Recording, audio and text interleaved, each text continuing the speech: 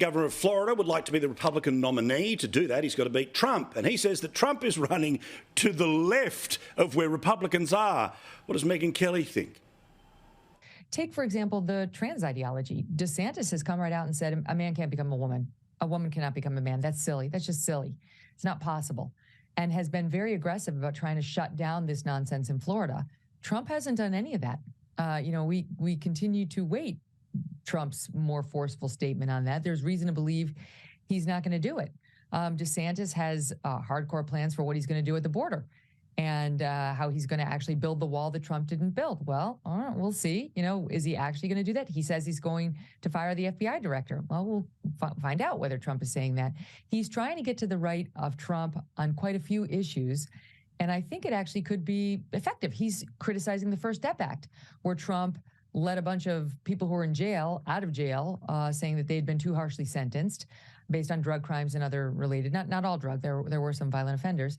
And DeSantis is saying he would repeal that. So he's found a lane in terms of the primary. Abortion is another thing. DeSantis, as we just discussed, approved a 6-week ban on abortion in Florida. Trump hasn't gone nearly that far and wouldn't even say in his recent CNN town hall where he would land on that kind of an issue. So there is a lane there for DeSantis to start collecting more conservatives who are driving to, wresting the nomination away from Trump. There is a mother who was famous for about 4 minutes in the Twilight movies.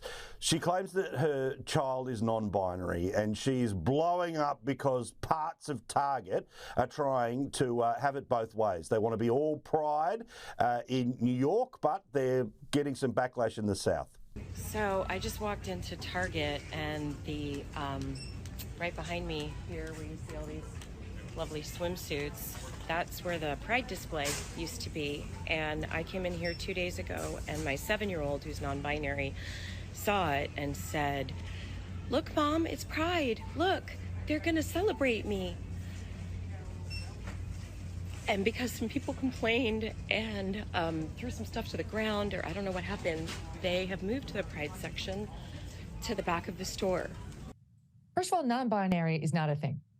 You are not both male and female. You do not identify as both. Just stop it. Stop engaging in this fiction with your child. Your 7-year-old doesn't even know what that means. Your 7-year-old probably believes in the Tooth Fairy and the Easter Bunny and doesn't know what non-binary is unless you forced it on him, madam. That's what you did.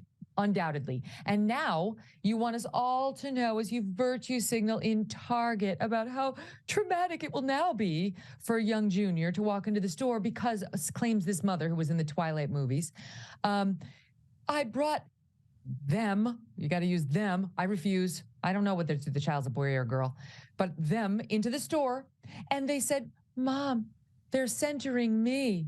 Mom, they're celebrating me with the Pride display." That never happened. That's a lie.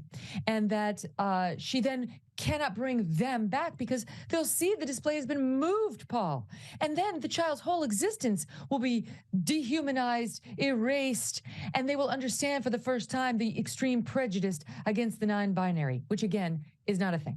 So this person is in need of attention. Obviously, their acting career isn't going so well. Her name is Rachelle Lefevre, and she's decided to whine about her child to try to make her child into a national issue because she needs clicks, I guess.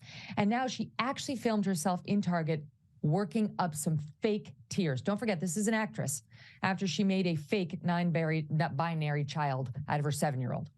Apparently, Prince Harry is already talking to divorce lawyers. So this is kind of interesting. This is the woman that the papers are citing for this reporting is a longtime royal insider, a socialite. She's been right. I've been following her because she's great TV. She's been right about a lot.